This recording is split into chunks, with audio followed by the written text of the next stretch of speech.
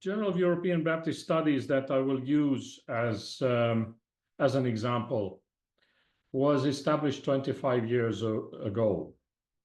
And at the beginning, International Baptist Theological Studies Center was so optimistic that they had 2 journals. For a theological institution to publish 2 journals at the same time is quite an effort. You struggle even with 1. So this is the reason why some years ago these 2 journals were merged, and now the title is Journal of European Baptist Studies. JEBS, as we say, is open access, and this has proved to be very helpful. Actually, our printed copies is about only 100 copies. The most distribution is electronic. And I think that this is the future of journals. Anyway, if anybody is interested to read the articles later, you see it's very easy to find jebs.eu. This is how it looked more than 10 years ago. This is the Prague courtyard where the IBTS used to be. But I would say that now the cover is much more updated. And this is also important when you take the journal into your hands, that this is kind of present day vehicle and tool. It is a peer-reviewed journal published twice a year with the aim of serving the wider scholarly community, especially those working in the field of Baptistic studies, either from the perspective of identity, history, practice, or mission. So JEBS has very clearly defined where is its focus, because certainly there are many authors who are doing research in many different fields, but our limitations are, first, we want to serve Baptistic community, research community, and Baptistic studies. Others can benefit from it. Others may benefit from this discussion, but we keep our focus. And the topical focus is identity and history, practice or practical theology, and mission. We actually do publish, and if you go to the open access website, you can see that we do publish also some articles from the point of view of biblical studies written by Baptist or Baptistic authors, but this is exception rather than a rule. Just for a moment of reflection, I'm not even asking you to respond to this question at the moment, but you may want to think about it, what kind of positive or negative experiences you have had in relation to writing, submitting, or publishing your journal article. As an editor, I would say there are a couple of things that really irritate potential authors who have submitted their articles. One is when they do not get feedback for a long time.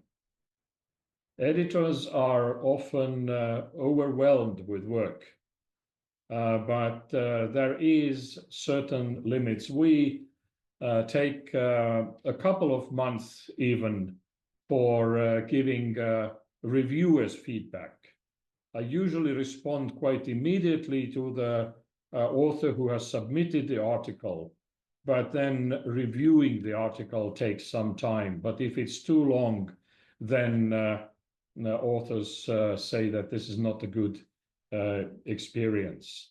And the second thing, what we have tried to address is that we have given reviewers some guidelines how to review an article in a friendly way, but at the same time, academically rigorous way. These two things can go hand in hand. They do not need to contradict each other. So from the editor's point of view, what kind of positive or negative experiences I have had, I can tell you also. The positive experience is when I can see that the author has really worked hard and put an effort into the writing to meet the criteria of JEBS, following the footnoting style and also the format of the article. There are some authors who expect that the editors will do this job, but it seems to me that we are moving more and more to this direction, that this is the responsibility of the author to meet formatting and style and language criteria. I just checked Journal of Ecclesiastical Studies or Ecclesiastical History, and they very clearly say that if the author is not able to meet these criteria, it will just prolong the publication process. I'm not making too much advertisements, but just as an editor, I have to ask and respond to this question: why contributing to JEBS or to any other journal? Why to take this effort, which actually may take a lot of hours? Writing a journal article helps an author to formulate his or her ideas, polish the argument, and research results in a well-structured way. This is like an exercise, like a learning experience. Not only that I share my ideas, but I'm learning myself as an author. I'm polishing my skills. Second, sharing one's research results serves wider academic community. And to be honest, it is very good to see if an author is ready to serve the wider community, that there is kind of servant approach.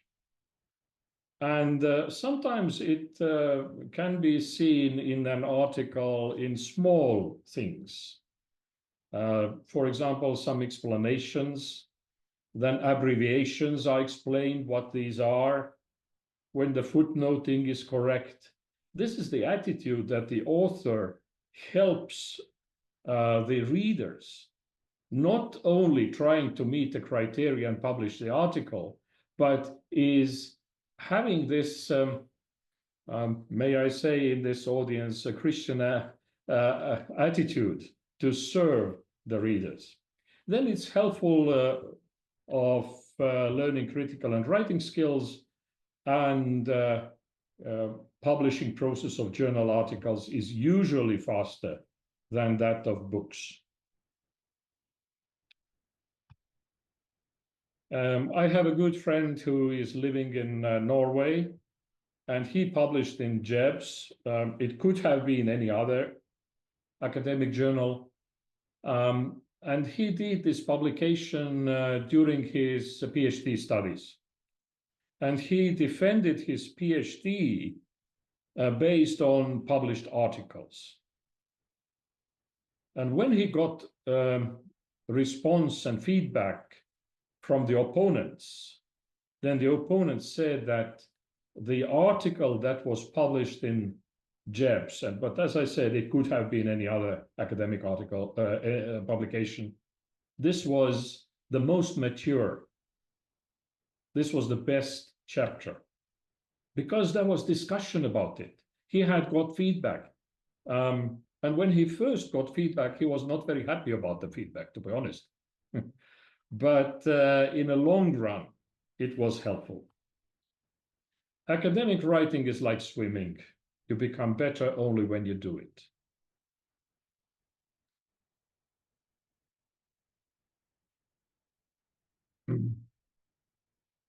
Sometimes we are struggling with motivation, and I think that every academic writer knows what it means.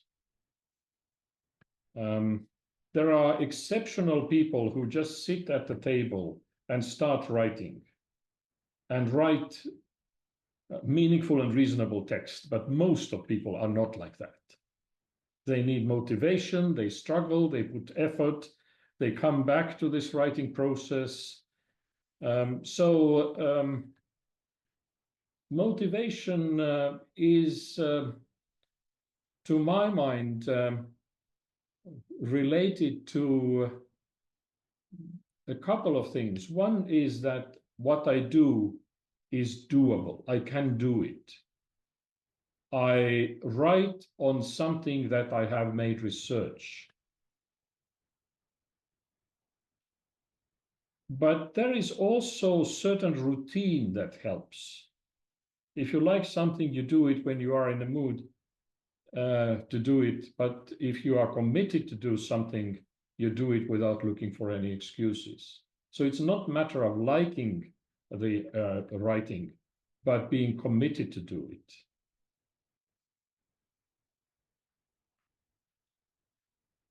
Procrastination, I really like this. This is humorous, but I really like this quote.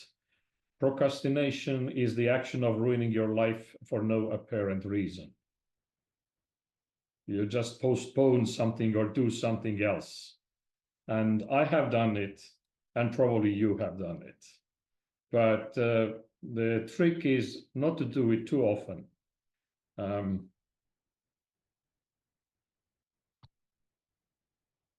A couple of things what an editor would expect the author to keep in mind. Read the guidelines for the authors. There are sometimes small things, but the guidelines define what the publication is about and what is the aim of the publication.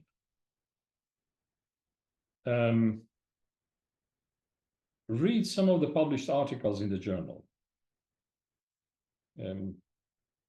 Certainly, we suggest that our authors who are writing for JABS follow our conventions of publication and certain MHRA style. But sometimes it is very helpful to see how the footnoting works and what is the way how the articles have been published. Think about what problem or question do you address in your paper. So in a way, this is not only putting my ideas on paper, but linking my ideas around a problem or a question and building an argument. I want to say something. Keep in mind the size of the article, collect ideas and material to create a coherent argument. Do not forget who are your potential readers and follow the journal's style and writing conventions. There are two ways of writing an article, to my mind. And one would, I know that this is perhaps not a good way to, the best way to express it, but one is a German way and the other is British way. take this with some humor. To my mind, the German way is to collect as much material as possible and then start writing. You have a pile of things and then you start writing. The British way that was suggested for me by my mentor was start writing immediately. You can change the things, you can add, you can delete, but start putting your ideas on paper or on computer immediately. And I personally have found this approach better. There may be other authors who find another approach better, but I have found this approach better. Why? This is because when I'm writing, my mind is working in a way that produces new ideas, what never will be produced if I only talk about or think about things. So writing is a way of thinking. This has been at least my experience. What editor seeks in an article? A clear argument. There must be a problem or a question that the article aims to clarify, reinterpret, or solve. It is not always possible to solve a problem, but sometimes it is possible to bring some clarification or new interpretation. And this is also a valid way of writing an article. Argument is actually what I want to say as an author. Then there is alignment. And with alignment, I mean the correlation of introduction, main body, and the article of the article and the conclusion. They serve what I want to say. They help the reader to take steps together with myself as an author. And as an editor, I'm expecting that this is the way it has been presented. So in a way, we can say that there may be the same type of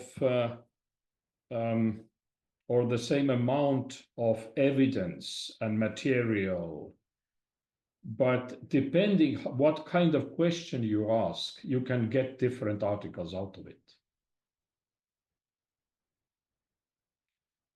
it. Structure is also a good thing. In JEBS, we expect that the authors would use 3, 4, 5 subsections and a very clear introduction and very clear conclusion. Referencing, and as I said, the servant attitude is very important. The strongest journal articles usually have only one point to make.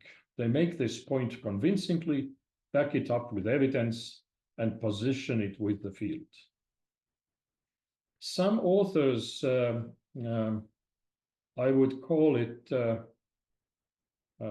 run into a wall, so to say. At the beginning of the writing process, they have a feeling that I do not have enough to say.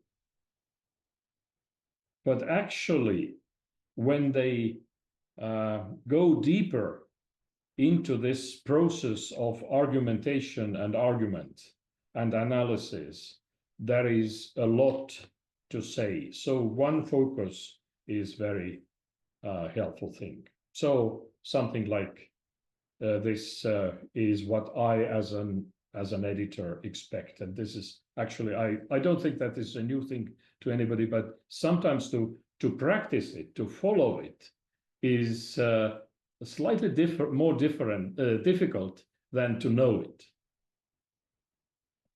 Very briefly about these elements of an article. The title is one of the first indicators readers will get of your research and your concepts. Usually, the title is 8 to 12 words long, but I have seen good titles that are much more, like this one, Attitudes Towards Sexuality and Substances Among Young Canadian Baptists and Their Leaders, Exploring Personal, Psychological, and Religious Factors. This is fine, because it's very clearly formulated. But usually, when I get an article, I very often see that it is possible to make a clearer and shorter title for the article.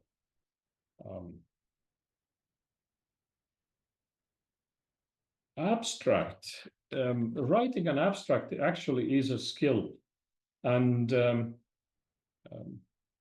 it has to say in 150 or 200 words what this research is about, what is the context of the research and the problem, what the article addresses, what methods are used, and what are the main findings.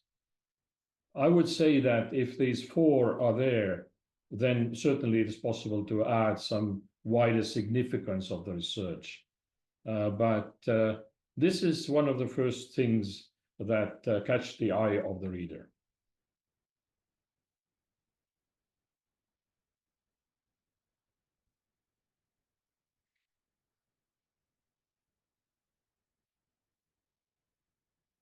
Keywords. Usually in the publication that I'm involved with, we expect 3 to 5 keywords that the author would like to the article to be ranked for. These are not only giving the idea what the article is about, but they help the search engines to and potential readers to find the article later.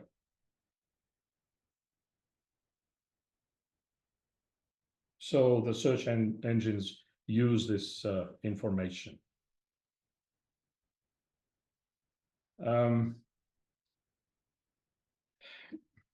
Introduction. I have found very helpful book, and I will give you the title of this book a little later. This is Essaying the Past, but this is about humanities. And it's really helpful because it says, if you start a paragraph or start an introduction, start with the most important thing. Start with a research question. Do not give a long introduction. This is like sermons. Some sermons, you know, are, somebody said about one sermon once that this preacher is laying out a table for so long that I have lost my appetite. So go to the main question immediately, because it shows what game it is, what you're playing. The main body is where the main arguments and evidence are located. And my humble suggestion for authors is, do not ask only the question what when you are writing your article, but ask also how and why. So ask questions about your own text. And very often, the first step for us is to ask what is the evidence, what it is about, what the book says about. But the next step that the author has to take is why? With what consequences? How? In a way, the main body is like looking at a diamond from different angles. And these different angles actually can be titled by the subtitles of the article, to my mind. It's very helpful. I'm looking to this problem, this question, this hypothesis from this angle. Then I'm asking this question, and then the third. or fourth or fifth angle. From different perspectives, I look at it. And conclusion should not be just a repetition of main points of the article, but it is very important that, that it adds an interpretation of the results. The author summarizes all of the concepts that are introduced in the main body of the text in order of most to least important. And one more thing, conclusion is not the place where to add new ideas or new questions.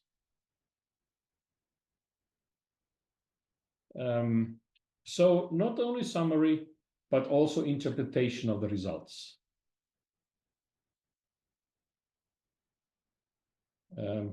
References, Jebs uses only footnotes.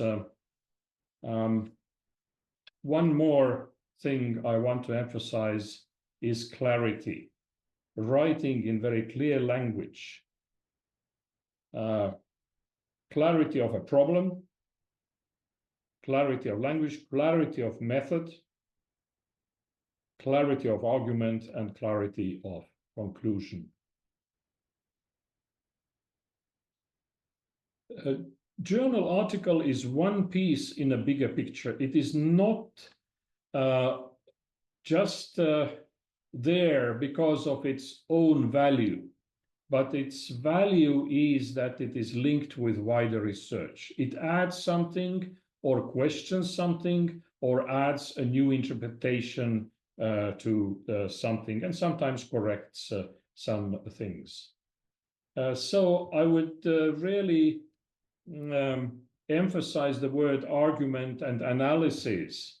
There are some authors who use the word "I prove something." But for me, I don't think that an academic article or academic research has to prove something.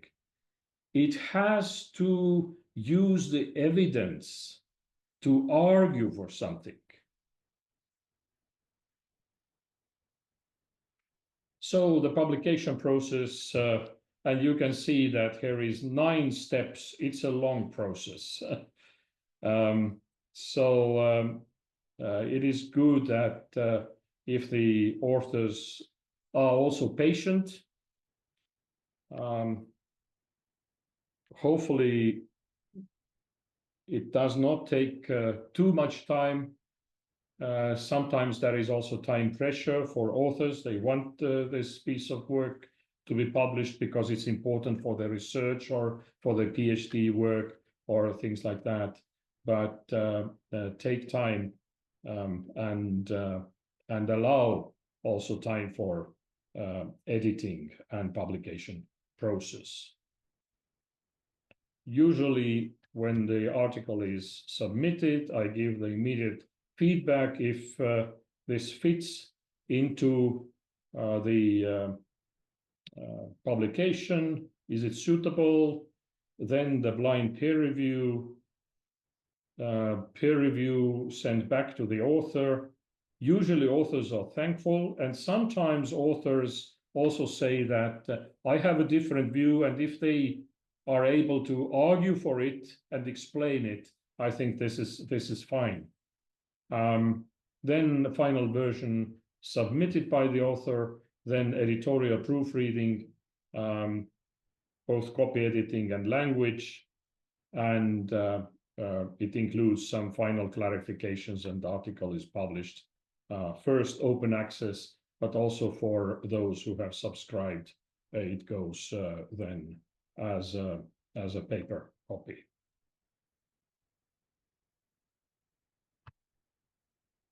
A couple of helpful books. I already mentioned essay in the past. What I have really personally found very helpful about the writing process in itself. It is about history, but it is in general, more general about humanities, and also helpful for theological researchers. But there are then some, and certainly much more written about how to write for journals. The third book is more than 400 pages. I'm not sure that every author is going first to read 400 pages and then write the article, but it contains very helpful things.